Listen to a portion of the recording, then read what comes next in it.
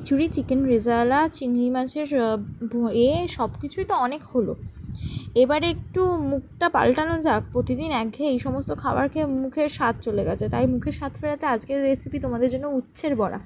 প্রথমেই একটা গ্যাসে একটা পাত্র বসিয়ে তার জলটা এবং কিছুটা নুন দিয়ে সেটা একটু গরম হয়ে গেলে তার মধ্যে উচ্ছেগুলো কেটে রেখে ভালো করে ধুয়ে সেদ্ধ করতে বসিয়ে দেবে। তোমরা উচ্ছেগুলো আরও ছোটো ছোটো করে কাটতে পারো, আমি বড় বড় করে রেখে বীজটা ছাড়িয়ে নিয়েছি। ভালো করে সেদ্ধ করে নেবে।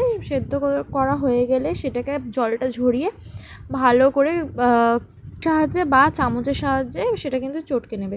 নিয়ে তার মধ্যে অল্প একটু লঙ্কার গুঁড়ো, নুন, হলুদ, যেখানে নুনটা অল্প দেবে যেহেতু তোমরা আগে ইউজ করেছো, এবং তারপরে দিয়ে দেবে বেসন, দিয়ে এদিকে দিয়ে দেবে তেল গরম করতে, দিয়ে ভালো করে মেখে নেবে। মেখে নিয়ে তেলটা গরম হয়ে গেলে একটা একটা করে বড়ার আকারে, যেমনভাবে আমরা বড়া তৈরি করি ওরকমভাবে একটা একটা করে কিন্তু উচ্ছেগুলোকে ছেড়ে দেবে।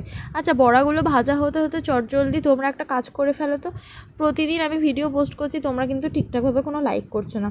তোমাদের লাইক আমাকে অনেকটাই মোটিভেট করে। আমার 30 ডেজ চ্যালেঞ্জ তোমার কেমন লাগছে সেটাও আমাকে কমেন্টে জানিও। পরবর্তীকালে তোমরা কী রেসিপি দেখতে চাও বা কী ধরনের চ্যালেঞ্জ দেখতে চাও সেটাও জানিও।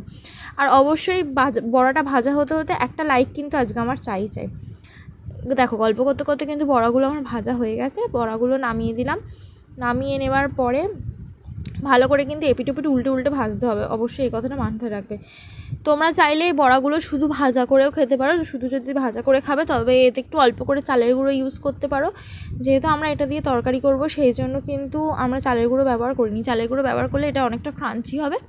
তোমরা এমনি ক্ষেত্রেও ব্যবহার করতে পারো, ঠিক আছে। দেখো, বড়াগুলো আমার কিন্তু সব তোলা হয়ে গেছে।